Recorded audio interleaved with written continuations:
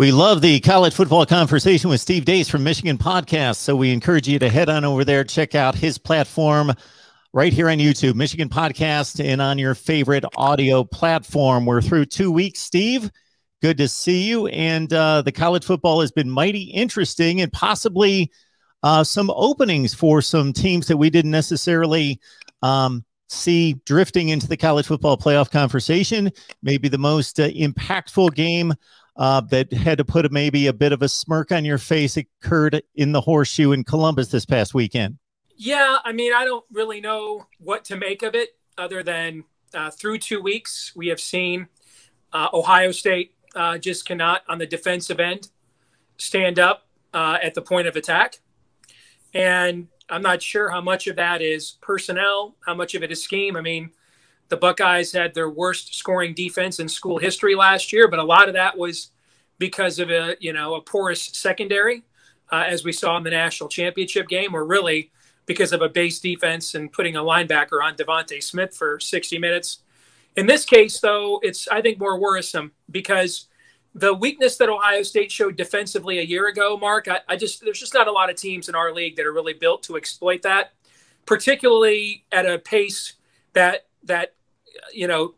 complements what Ohio State offensively is going to do to their defense. I mean, keep in mind, Ohio State played a team that's ranked now in the top 5 with a kid playing his second college football game ever and had 612 yards and 31 first downs. Okay. So, they are going to put an enormous amount of pressure on your defense. But this time with the not being able to stand up at the point of attack, there are a lot of teams in our league that can play a game like what Oregon just played. They may not be able to play it as well, okay? But this is a league that is built at the point of attack and has been all of you and I's combined lifetimes. So if we're now in a situation where you can so limit possessions that instead of having to score 42 against Ohio State, you have to score 28 or 31 because of what you can do to gash them at the point of attack. Well, I do think that opens up the possibility for at least a few teams in our conference that, until we learned this the last 2 weeks about Ohio State, probably we didn't think that they had much of a shot, and we probably thought it was a debate between Ohio State and Clemson as far as who had the bigger, overall advantage in their league. So I think that is something to watch. And really, Kirk Herbstreit called this before the start of the season. He's been dead nuts. There is a regression to the mean. I say this as a guy that does handicapping. I know you do too. There has definitely been a regression to the mean for defenses so far this season. No question. That Georgia-Clemson game, of course, is probably the ultimate example. But overall, there has been a regression to the mean with defenses. They certainly have responded after getting an entire offseason prepared that they did not get last year. And you saw that in the NFL yesterday, too. Remember how high scoring? I think last year set the all-time record for average combined total in NFL games. I mean, it was down across the board in the NFL. So, again, now teams have mini camps, things of that preseason games. And I think that you are seeing a regression to the mean on the defensive side of the ball. On the subject of predictions, we've got ours available on Patreon. So I'll take my 17-7 against the spread this past week, 29-19 this season. But we do have a challenge with 20 media members, and I got to give it up to this guy. Among the 12 games that we predict the first 2 weeks of the season, and it's going to be a 12-pack for all of you each and every week. Steve, far and away, best record thus far. So I'm playing from behind there on our 12 selections each week. So join us on Patreon. And again, Steve Deace, Michigan Podcast, and join him on Patreon as well. Michigan Podcast is your destination. All right. And also, speaking of exactly what you're talking about in regards to defense, and the classic example of such would be the team that's emerging in the Big Ten with what I believe are the two most important wins, or the two most impressive wins collectively, would be Iowa with 173 yards of total offense on the road, and they win by 2 scores, and really by 3 when it was a competitive game. So is this sustainable? I would say for a lot of programs, the answer is no. And I would be looking to fade them right about now, where the value on them has probably never been higher or will not be higher the rest of the year. But I live in the state of Iowa, Mark, as you know. I know this program very well. I used to cover it day to day in another lifetime. I used to know the current head coach at Iowa fairly well. And you're talking about a program that, with the exception of a couple of seasons, 2002 with Brad Banks, the runner-up to the Heisman, 2005, which was that breakthrough season for Drew Tate. A lot of years. I mean, you go back to, 2009, when I think they started 9-0. You go to the 2015 team that went 12-0. This is a program that if they get into the 80s in total offense, people are like, what the hell's going on here? They are routinely like in the 90th percent or 90th ranking group in total offense under Kirk Ferentz. So, I mean, this is how they win. It's a very Andre Agassi style of football. Didn't have the most overpowering serve. Didn't have, wasn't the most overpowering or greatest, most finesse serving volley guy at the net. Just did everything really well. And then kind of just hung around and waited for you to make mistakes and took advantage of them. We're not talking about a guy that overpowered you in his era like a Pete Sampras, that danced around the net like a John McEnroe in his prime. Just a guy that did everything solid. He had a knack for returning every serve, no matter how hard it was, and putting the ball in play. And now we go back and forth, and he waited for you to make mistakes. And that's really how Iowa plays football and has for a long time under Kirk Ferentz. This could just be a year where they're going to have a plus 15, 16, 17 turnover margin. And yeah, I mean, they've already played two of the hardest games on their schedule. The other two hardest are at Wisconsin, and they've won one game in Madison and since the Barry Alvarez retirement, but that was in 2015 when Wisconsin just fumbled the ball at the goal line going in for the winning touchdown. And then they play Penn State at home. So if it was another program, I would say no, you can't hide your quarterback to this degree. And it's not the same as Michigan, where they're just destroying and annihilating people at the line of scrimmage right now. They're not running the ball that good either, actually. Yeah, we kind of have like one big run out of Tyler Goodson each week so far, and then that's pretty much all he's done. But this is how they play. They're exceedingly stubborn, and they just don't get out of their game plan. They just don't. It's very rare, and they force you to take initiative and show that you can out execute them. And if you can, they applaud and politely gallop off the field. And if not, they kick your ass. And that's what's gone on the first 2 weeks. So for this program, I kind of think it's at least somewhat sustainable. Yeah. Because, I mean, this is pretty much with a couple of seasonal outliers that I just mentioned, Mark. I mean, this is pretty much what they do year in and year out. So maybe finally a race in the Big Ten for the first time in a few years, with Ohio State showing vulnerability that may not necessarily be made up by a high-scoring offense that takes advantage of the red zone opportunities that it has in the past. And Iowa, Penn State waiting against Auburn. I think the league is intriguing, and the combination of important non-conference games and conference games is unique to this league thus far this season. And you would think that with the amount that we've seen, that most of them would be over, but we still have Michigan State traveling to Miami. We've got Purdue at Notre Dame, of course, the Auburn Penn State game in Happy Valley. Yeah, Wisconsin and Notre Dame. Wisconsin, Notre Dame a little bit later. Also, Indiana, Cincinnati. Wisconsin's first four games three of them are Penn State, Notre Dame, and Michigan.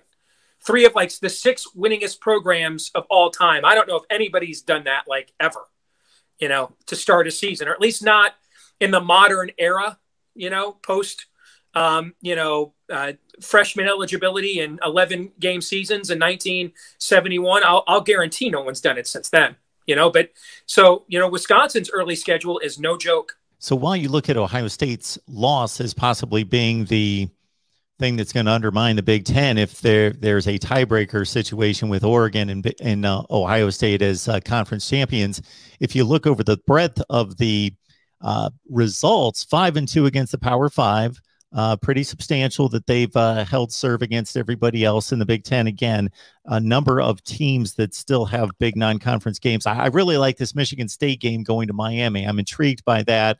How good do you think the conference is? Do you have a good feel for it yet? I don't. I think it's a little deeper than I anticipated it was going to be. I think that if games are won in the trenches, and you can have all those dirt bikes in the out there running around and going beep beep and having those Mark Packer frisbee catching dogs you want, if you cannot hold up at the point of attack, how much better athletically you have to be. It's not just the great athletes Ohio State had. It's that it knew on 3rd and 4 it could run the ball with J.K. Dobbins, and that could be a running down. Or before that, Carlos Hyde, or let's just pick a name. That's been the case for so long, and it was going to stand up to the point of attack on the other side of the football as well. If that's not going to be the case for Ohio State this year, and it is possible now to impose your will on them, where you're not always having to play their tempo all the time, Mark. And you get out of your game plan early, because if you fall behind 10-0, you're like, crap, man, we'll be lucky to stop these guys one time. If you can now force them in a limited possession game, and as much as possible with this quality of athletes they have at the skill positions, to play as much in a mosh pit as you can get. And it's certainly not what like Wisconsin and Penn State would play in, but it's certainly more than what you could the last few years get Ohio State to play in. If you can do that, well, now suddenly that next level of recruiting team, like a Penn State, they don't have the athletes to put up 35-42 on Ohio State unless they're -3, in turnovers. But if we're going to limit possessions of the game, and now it takes 28 or 31, they can do that, Mark. They can do that. I think there's a couple other teams in our league that can maybe do that. So I think that brings Ohio State closer to that next tier of teams. I think, I thought, looking at the league a lot, I told you in the preseason, I didn't see like a 2-10 type of team in the league this year. Like a team that this is everybody's, get well game for sure. Rutgers offensively is still awful. They actually they were like 0.5 yard per play differential against Temple and put up 60 points. I don't think I'll ever see a stat like that again. They were outgained and outgunned against Syracuse, won by double digits. But they at least have an identity. They play very salty defense. Maryland has receivers, kind of like a great 3-point shooting team that plays no defense. Then on any given night in the Big Ten, they hit 15 threes on you, and you walk out of there with an L, So I really think that it is possible, if not likely, Ohio State will lose another game the rest of the way. I've somehow been able to forge a Big Ten conversation without making our way to Michigan, but we talk enough Michigan football on Steve Deace's podcast. So for the most poignant takes on Michigan football, go to Michigan Podcast and check out specifically the first segment of that show where Steve will deliver his take on Michigan football. Then he's gracious enough to drag me along for my 2 cents on the Wolverines, but very impressive in 3 touchdowns. And Jim Harbaugh seems like he's loose and feeling good about himself and making jokes in front of the media and rushing for 335 and barely throwing the ball. Army out past the Maize and Blue this week. Mark, it's the best opening 2 games for a Michigan offensive line that I can remember, at least since 2006, at least. And maybe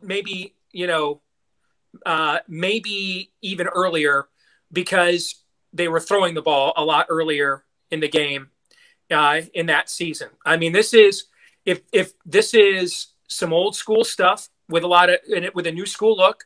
Everything's operated out of a spread, but a lot of old fashioned. What it looks like? It looks a lot like that counterplay and the various looks off of that Oregon, I think, had 3 touchdowns and a long first down off of against Ohio State. Michigan's running a lot of traditional, power Big Ten football out of modern contemporary looks. And the problem that the first 2 teams have had defensively, you throw maybe Western Michigan out as a MAC team that's considered one of the best offenses in the MAC, but it's not a good defense. I would say Washington, this will be one of the 4 or 5 best defenses Michigan will face this season in terms of sheer personnel at the very least. And the problem you have is because they're not running this out of, tight pro style formations, you really, and since they're running this out of the spread check with me system, as much as you'd love to send all your linebackers downhill on the snap, you know what I'm saying? Mm-hmm. Because they've got you all spread out like that, you kind of can't. You know, they do the dummy hand clap. You show blitz. They look to the sideline. They can just sit there and say, "All right, here, just throw the slant behind the linebacker." So that formation forces you to stay somewhat honest. Now, eventually, if Michigan continues to run the ball 50 times, teams are finally just going to say, "All right, screw this. I'm going to have to force them. I can't hold up. They've recruited too well." And they have recruited exceedingly well on the offensive line in the last few years, maybe better than anybody in our league. And so eventually teams are going to be like, I can't hold up at the point of attack.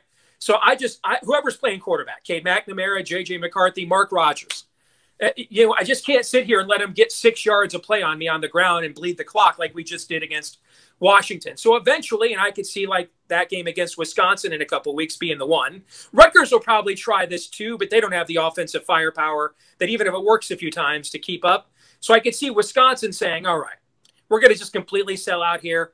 And if Cade McNamara makes 6 or 7 spot throws against us and beats us, again, we'll applaud you on the way out the field and Godspeed, because we just can't allow Michigan to Wisconsin us, okay, like this. But then that'll be the true test. I will tell you, I think everybody's way overrating the Ronnie Bell injury, and I love the kid. Frankly, Ronnie Bell has missed more blocking on the perimeter, okay? I mean, the amount of handicappers I saw last week basing their pick and Michigan, dissolving because of the Ronnie. The guy has 5 career touchdowns in 27 games, Mark. Okay? 5 career touchdowns in 27 games. He's a nice player. We didn't lose Desmond Howard, Derek Alexander. Hell, we didn't lose Amari Darbo, all right? He's a nice player. But where he was missed the most was blocking outside on those bubble screen passes or those swing passes out there, those quick screen throws to the flanker out there. He's excellent blocking out there. But this is not a guy that's been like some kind of big play machine in his career. They have recruited very well at receiver, not to Ohio State's level, but probably no one in America has. They've probably recruited that position better than anyone else in our league other than Ohio State. So at some point, someone is just going to say, you know what, we just can't afford this, okay? And we're just going to make you do it. And if you throw for 300 yards, Godspeed. And that's what it'll be fascinating to find out what happens when that occurs. But if you are as a Michigan fan, you had a few concerns coming into this year. You wanted to see culture, and you've seen a dramatically different culture. And I go back to what I told you last time I was on when, J.J. McCarthy threw that touchdown pass, and the first guy that congratulated him off the field was Cade McNamara. You see a lot more winning and playing for each other in Michigan than we've seen the last couple of years so far. Now, they haven't faced, any real adversity yet, so we shall see. In past years, when they didn't face any adversity, we didn't see this kind of energy and enthusiasm the last couple of years either. So check that box. What is this offensive identity? Harbaugh's had like this 4-year magical mystery tour. What are we doing here? All right, we got an offensive identity. Check that box. Is Mike McDonald, can he coordinate a defense? Man, they run a ton of different looks. They play a ton of different guys. And they substitute freely. It doesn't look like a Chinese fire drill out there. Maybe once or twice in the first 2 games, they've had to call timeouts, and that's largely been when a lot of backups have been in, so they're not as well-versed. It looks seamless. It looks professional. Check that box. So, man, I was pessimistic coming into this year. But several of the boxes that you wanted to see checked as a Michigan fan have already been checked. And now the big one is, do they finally have the ability to generate enough big plays? They did against Western, but that was Western. Do they have enough, to generate big plays both with their outside receivers as well as their running game, if indeed they're up against an Ohio State and it takes 35, 38 points to win, okay? And that's the question that remains to be answered. But I don't know. Tell me who's on their schedule between now and Ohio State that would force that issue. I mean, if we're going to run the ball for 300-something yards against Washington, then here's what that tells me. Indiana, Maryland, Nebraska, Northwestern, Northern Illinois, Rutgers. That's 6 games right off the top of my head right there. Those teams can't stand up to the point of attack against what we have. They can't do it. All right.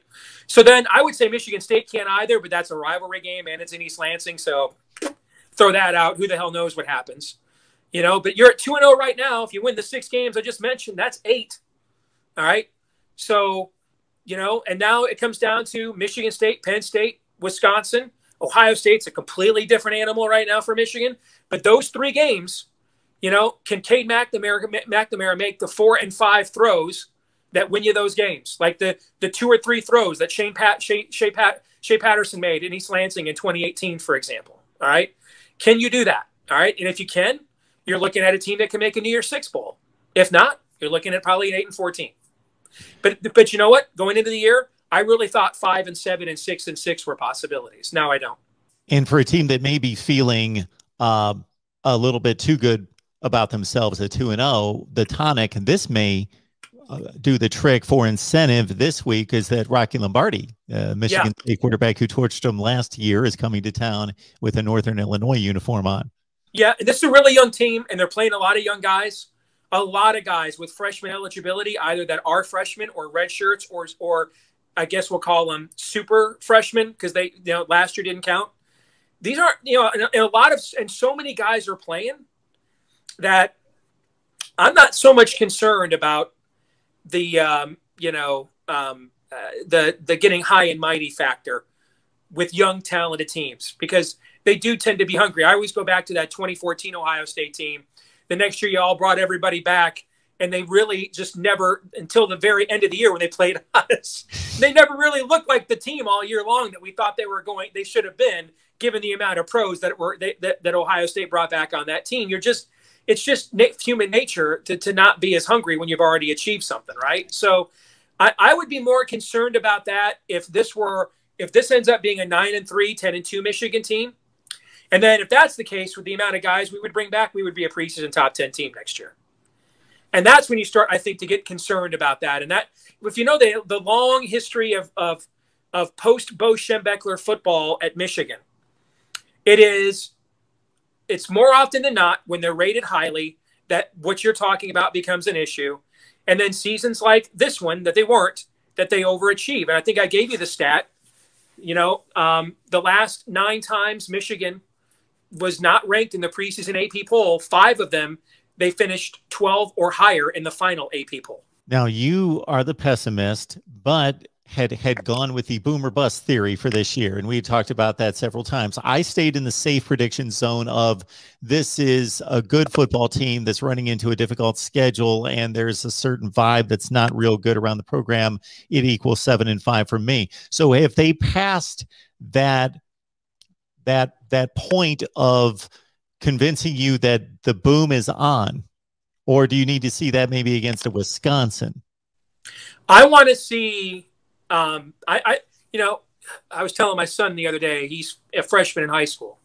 We have not won in Madison. We've only played there like 5 times since then, but we haven't won a game in Madison since 2001, the year his oldest sister was born. And the last couple times we've gone there, it has been some of the most embarrassing moments in recent Michigan football history, where we just got completely depanted. Our pants just pulled down on national TV. I want to see that game, and not so much does Michigan win. That'd be great. But do we walk out of there not thinking, wow, we need to check our T level? They took our manhood again. We left portions of our scrotum out there on the field again, and up there in Madtown. All right. And now we're all like, reassessing our self-worth as a program after another Wisconsin humiliation. I want to see if they can stand up at the point of attack against them, but then also take a punch in the mouth and get back up off the mat. Show me that, win or lose. And then I'll say, yeah, I think 9-3, 10-2 kind of a team. All right. But I want to see that first. I'll say this. I'm more optimistic that they can do that than I was 2 weeks ago. Sure. They've given definite reason to think that way.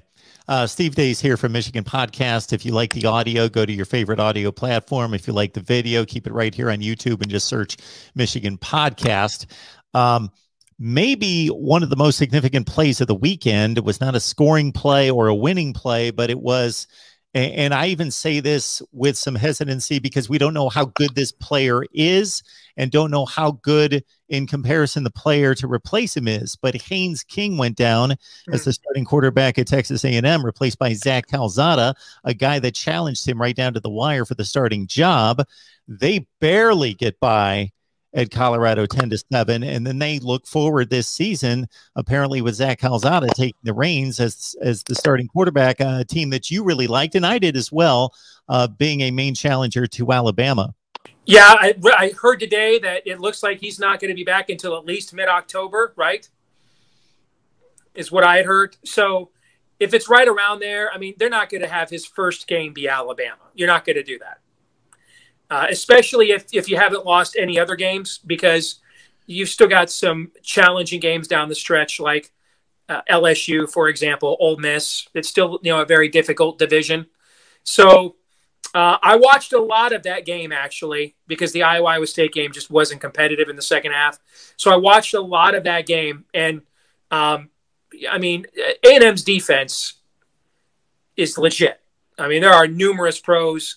This is as physical and athletic of a defense as they probably had since the old Wrecking Crew days when they were in the old Southwest Conference, man. All right, in the late 90s. Talking like Dat Win, those kinds of guys, okay? I mean, they're legit. And it's not just and where they look legit, I mean, they look like Alabama in their front. They look like that kind of a legit. But that quarterback really struggled. I was shocked at how many passing plays Jimbo Fisher called. And in hindsight, I think he realized that this injury with Haynes King was going to be somewhat long-term. He was trying to develop some kind of rhythm, something for this young quarterback. And he got it eventually. He'd make a hell of a throw at the end on that fourth down to win the football game. That's probably got to give him a big lift. If you're A&M and just take your beating against Alabama, show up, you know what, tip your cap, hunker down, don't watch, don't look, come get your whooping that Saturday in College Station. And then you get Haynes King back. And I don't see why you couldn't still go 11-1, 10-2, provided you can hold serve except for that Alabama game. Because that defense is legit. And we are seeing, as I said earlier, a regression to the mean this year in college football, as much maybe as the current rules of college football will allow. I mean, it ain't like 1982, okay? But we are seeing a somewhat regression to the mean towards the defenses, and this is the right year for A&M to have that kind of a defense. The team I'm really intrigued by down there is Ole Miss. As a Detroit Lions fan, I was ecstatic with the game yesterday. Played their guts out and lost. Perfect outcome. I want to see that for 16 more weeks. 0-17. Play your guts out and lose. Get the number one pick in every draft. There's no point to going 5-12. That's dumb. Dumb. Okay. They were lights out in the last 3 minutes of the game. Yep. Play your rear end off. You know what? In fact, don't go winless. We did that once already, but maybe like 2-15, 3-14. But play your guts out every week, entertain us, and then take the L. All right. Because the quarterback I'm really intrigued by is Matt Corral. And his overall package athletically and the offense he's going to come out of. And so the amount of different looks, the sophistication that Lane Kiffin brings to the table as a play caller on game day, and the amount of different looks and looks off of those looks that he presents for a defense, I think that's excellent prep work for an NFL quarterback, especially doing it week in and week out against SEC defenses. So as a Lions fan, I've been looking at Sam Howell obviously and Spencer Rattler, although I just don't see Spencer Rattler as a leader of men. I just don't. Okay. But I like Matt Corral. I am intrigued by, because I think that he brings some of the Sam Howell level of moxie, but in a more impressive physical package. More impressive than Sam Howell physically. Physically, in terms of stature, athletic ability. And I see Sam Howell, and I know everybody makes the analogy, but it's a cliche, but goodness, even looks like Baker Mayfield. Okay. When I look at Matt Corral, I see a guy with slightly less than Matt Stafford level of arm talent, but a different level of athleticism at the exact same time. I mean, I really see it. I see it in a way. I see kind of Zach Wilson but against better competition. Steve, I hate to take one game and blow it out of proportion. I'm a guy that likes to look at trends and track the, you know, the results over time and come up with a narrative based on that, not say, okay, well, this happened, so-and-so got blown out, they're no good. The conference is no good, whatever. But we saw an intriguing matchup in regards to what's going to happen, of course, with SEC expansion, with Texas going to Arkansas. Yeah. I believe our 20 media members in Patreon, that the two of us were the only ones that liked Arkansas to not only cover, but win the game. And they did it handily. You talk about point of the at the attack of beating the other man. Arkansas dominated that game up front and were just athletically superior, which was surprising because you're talking about a top 3 to 4 team in the Big 12 going and getting whipped by a bottom 4 or 5 team in the SEC. Most likely, we'll see how the season plays out. But do you think we can take anything from that? Yeah, I think you can take a couple of things. And the reason I liked Arkansas is history. You know, the reason I liked Texas the previous week against Louisiana is because of what Louisiana did to Iowa State last year. And Texas has heard all for 9 months, these guys are going to get you. It's a trap game. When you've been told for 9 months it's a trap game, it ain't a trap game anymore. Okay. But this was the classic letdown spot because now you're going on the road to an old school Southwest Conference rival. You know, when you and I were kids, Arkansas and Texas was the biggest game in the Southwest Conference every year, right? And they were ready for this. And this was going to be a sellout. The crowd was going to be absolutely into it. And I just, having watched Texas up close a lot the last few years, because when I'm not covering Michigan, I'm close to the Iowa State program. They're not tough enough and physical enough at the point of attack. They're just not. I think people forget how many Sam Ehlinger covered a multitude of sins the last few years. Sam Ehlinger's underrated as a college quarterback. And, you know, put it this way, in their last 21 score games, Texas was 13-7, Mark. And they were still averaging 7 wins a season this last decade. So the idea that they were just going to walk in at that SEC, I have no idea. I know Texas fans, hey, we're going to get so much more money. Okay, cool. I guess you can go to your team bookstore and buy we're making $60 million a year now per school t-shirt when you're finishing in 6th place in the SEC. All right. I mean, maybe that'll feel great to you. I don't know. I don't understand. I kind of would rather make $40 million and finish 1st or 2nd every year than make 60 or 70 million and finish 5th or 6th as a fan. Exactly. Unless I'm missing something, those individuals don't get any revenue share from that, I don't believe. Yeah, and we're not talking about Baylor. Dude, Texas's track facilities are better than Iowa State's football facilities, for goodness sakes. All right, we already taught Texas is the #1 revenue-generating athletic department in the country, or them or Ohio State every year. So the idea that they were hurting for money was just insane. I didn't get this move from a competitive standpoint whatsoever. All right. So you averaged 7 wins a year for a decade in a conference that even makes it a penalty to mock you on the field. They do everything you want. They bend over backwards for you. And you're like, nah, you know what? Let's go to the SEC and just get absolutely prison assaulted every year. Well done. I mean, I don't get that decision. And I thought that was a classic letdown spot. I also didn't trust freshman quarterback on the road. You know, I think we forgot about some of these things, Mark, because of no fans last year, all right, or not many. But you saw this in the A&M game with both their young quarterbacks on the road. You saw this in the game against Arkansas on Saturday night.